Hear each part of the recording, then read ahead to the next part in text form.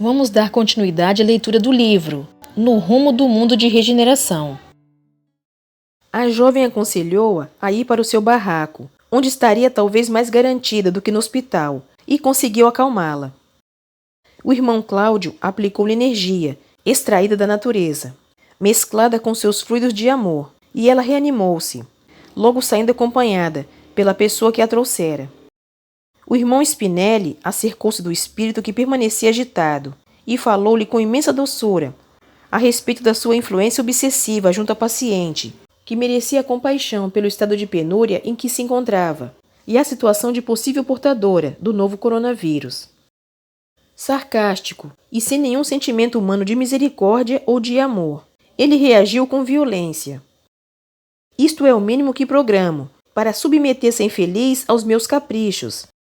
Matá-la-ei em poucos dias, asfixiando-a por intermédio da doença e das minhas forças de ódio, aguardando-a cá, assim que chegue, antes mesmo que se desembarace das carnes abjetas. A um sinal, Cláudio cercou-se e aplicou-lhe energias entorpecentes, com movimentos especiais, e em pouco tempo ele adormeceu. Foram chamados 2 padioleiros, que o transferiram para nossa sede, para providências posteriores. Fiquei perplexo ao observar que os pacientes que chegavam, invariavelmente, estavam acompanhados por espíritos vulgares, alguns dos quais se adentravam na sala de consulta, enquanto outros mais hábeis ou perversos afastavam-se e ficavam em atitude de deboche e sarcasmo em relação às pessoas que vinham ao nosocômio.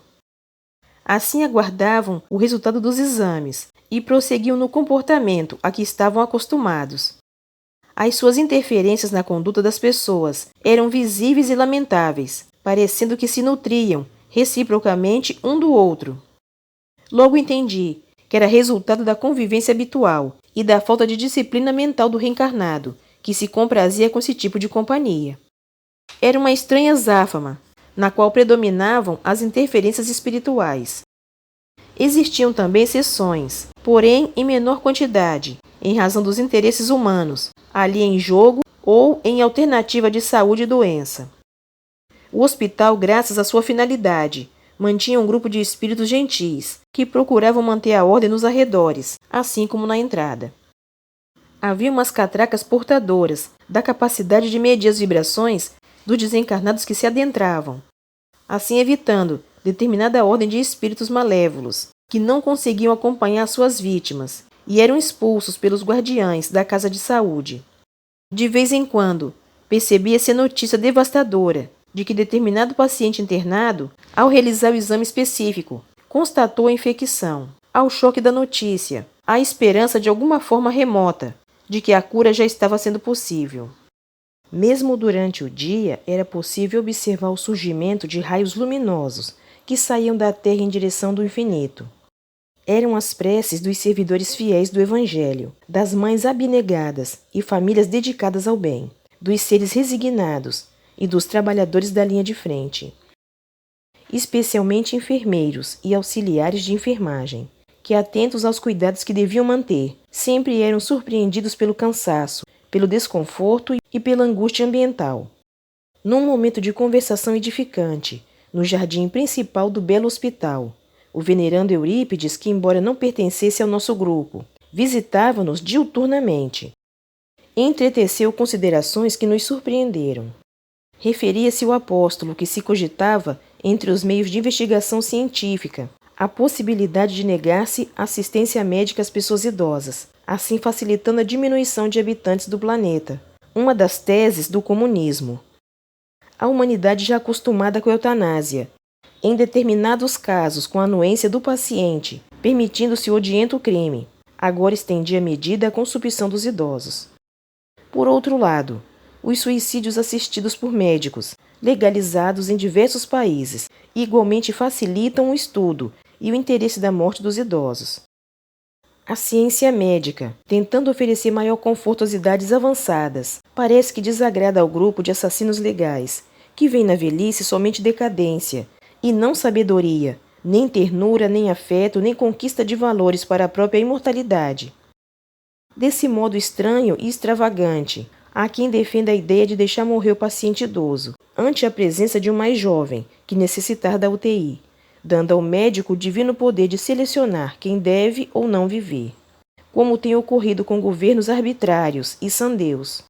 A notícia de nossa presença espiritual cooperando no hospital passou ao conhecimento de outras comunidades de desencarnados. E naquela tarde fomos buscados por abnegado benfeitor para um atendimento especial. Tratava-se de um drama familiar. Um grupo constituído pelos pais idosos e 2 filhos, respectivamente com 23 anos, a filha auxiliar de enfermagem, e um irmãozinho de 16 anos. A auxiliar de enfermagem conduziu ao lar o vírus terrível, sendo ela assintomática, e contaminou o irmão e os pais. Primeiro os pais apareceram com sinais da doença, que foi confirmada, e internaram-se. Logo depois o irmãozinho também. O genitor estava com 62 anos e a mãezinha com 54 anos. O senhor era portador de um distúrbio cardíaco e sofria muitas alterações na pressão arterial e não foi bem sucedido no tratamento da Covid-19, sucumbindo por falta de aparelho para auxiliar na respiração. A esposa teve alta dias depois. Nem ela nem a filha puderam ver o desencarnado, ficando muito abatidas com a ocorrência da enfermidade e o sofrimento do enterro, praticamente em uma vala comum.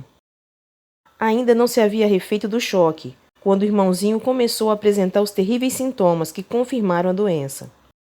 Nessa angústia e desespero, a irmãzinha fez conflito de culpa, acreditando-se haver sido a responsável pela morte do pai e agora pela possível perda do irmão jovem, que se encontrava em estado lamentável.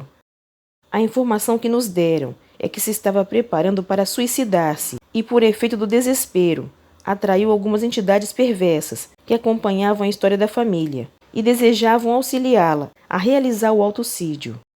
Fomos em grupo de modo que pudéssemos auxiliar outros enfermos, aplicando-lhes os passes benéficos e animando-os com vibrações edificantes. Encontramo-la na unidade de terapia intensiva, que estava quase lotada com pacientes portadores de outras enfermidades e inclusive o novo coronavírus. Todos os pacientes estavam entubados, inclusive o jovenzinho. Em uma análise rápida, o Dr. Eudalbo verificou que o jovem não teria resistências, nem forças imunes para vencer o vírus devorador. Encontrava-se com os pulmões dominados pela virose perversa, e apesar do aparelho, a sua era uma respiração difícil, entrecortada. Já tinha as marcas do anjo da desencarnação, numa palidez impressionante, resultado do depauperamento das forças. A medicação aplicada em fase experimental, enquanto se discutia nas casas de leis qual a melhor aplicação para atenuar o quadro ou salvar o paciente, produzia sequelas a que o organismo não resistia. A morte era iminente, num quadro muito doloroso de asfixia. A irmãzinha tentava pedir-lhe que reagisse e desejasse a cura, mas em razão de múltiplos problemas espirituais na família, o assessoramento espiritual era lamentável, em face da presença de 2 espíritos que o vampirizavam com crueldade.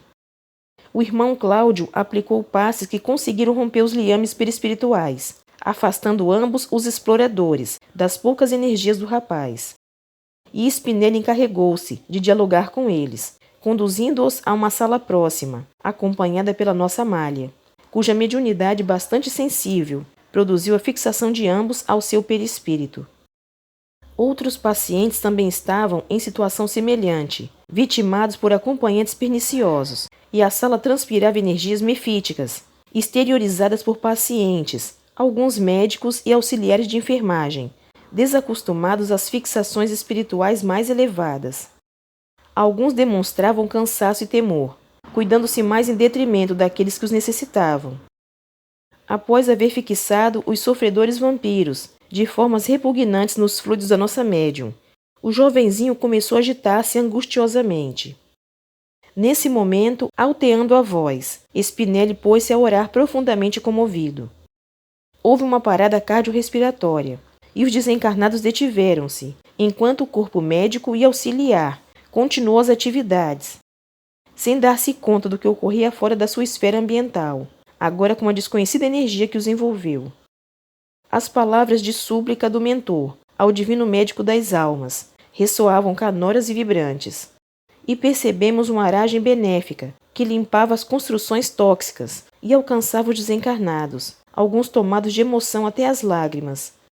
Logo mais respirava-se um ar saudável. Alguns amigos espirituais surgiram e de imediato começaram a auxiliar todos os pacientes com bioenergia especial, saturada de plâncton e clorofila, carreados por uma brisa muito suave, trazendo-os do mar e das árvores vetustas do jardim. Miríades de pontos luminosos pequeníssimos entravam pelas janelas e portas, dando-me conta que o hospital estava sendo beneficiado pela excelsa misericórdia do sublime terapeuta. O ambiente fez-se menos desagradável. E nesse momento, o abençoado mentor que nos foi buscar começou a deslindar o espírito do seu jovem e sofrido corpo. Era mais uma vitória do vírus na sua missão de redimir a humanidade dos seus graves delitos morais.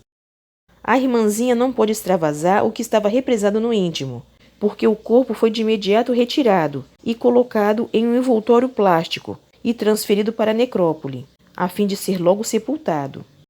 Coube-me a tarefa de acercar-me dela e, acariciando a área cardíaca, falar ao seu ser muito sofrido. Nesse momento, ela não estava em sintonia com o adversário espiritual, porque, percebendo a desencarnação do irmãozinho, envolveu-se numa linda oração da sua crença religiosa. De imediato atendida por uma jovem de elevados recursos morais, com a permissão da benfeitora desencarnada, inspirei-lhe coragem e fé, animando-a a cuidar da mãezinha, agora mais sofrida e solitária. A lembrança da genitora levou-a a um pranto convulsivo de compaixão e ternura, que comoveu algumas colegas, que a conduziram para fora da sala, onde poderia acalmar-se ante o que se denominava como fatalidade. Alguns minutos transcorridos, e o jovem recém-desencarnado era conduzido a um outro núcleo hospitalar em nosso plano. O espírito responsável pelo nosocômio acercou-se-nos para apresentar os seus sentimentos de afeto e gratidão à nossa equipe, no que foi gentilmente acolhido pelo Spinelli, sinceramente emocionado. Ele havia fundado o hospital enquanto na Terra, e após a desencarnação foi convidado a continuar administrando-o com esmero. Não havia sido religioso, mas era um crente fervoroso em Deus, e quando pensou na casa hospitalar um pouco mais de 40 anos passados, melhor compreendeu os desígnios divinos e a finalidade essencial da existência, que é a prática do bem. Havia sido eminente mestre da Faculdade de Medicina, na qual ensinava fisiologia e cirurgia, demonstrando como a máquina orgânica não se explica a si mesma. Sempre que tentava uma laparotomia, deslumbrava-se com a ordem dos elementos que se transformavam em vida, pensamento e ação. Em consequência da sua existência médica missionária, conseguira muitos amigos que ora se encontravam cooperando do mais além com a casa de saúde. Ficamos de atender, ainda naquele dia pelo amanhecer do próximo, a jovem auxiliar de enfermagem, libertando-a das tenazes que a empurravam para o suicídio. Observei que aquele anoitecer estava algo nebuloso, de tal forma denso que transmudava a névoa, esparzindo odor tóxico de carne em putrefação, que a brisa lenta tentava diluir.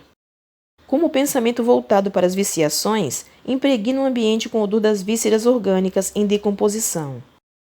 Os amigos do nosso grupo experimentavam emoções variadas em decorrência dos trabalhos a que cada um de nós se vinculava. Chegando ao nosso reduto, passamos a fruir as ondas balsâmicas do amor e da caridade, das mensagens, como se uma aragem de luar formoso conduzisse o doce perfume de rosas, desabrochando ao amanhecer. Continua no próximo vídeo. Obrigada pela sua companhia. Fique com Deus e até o próximo vídeo.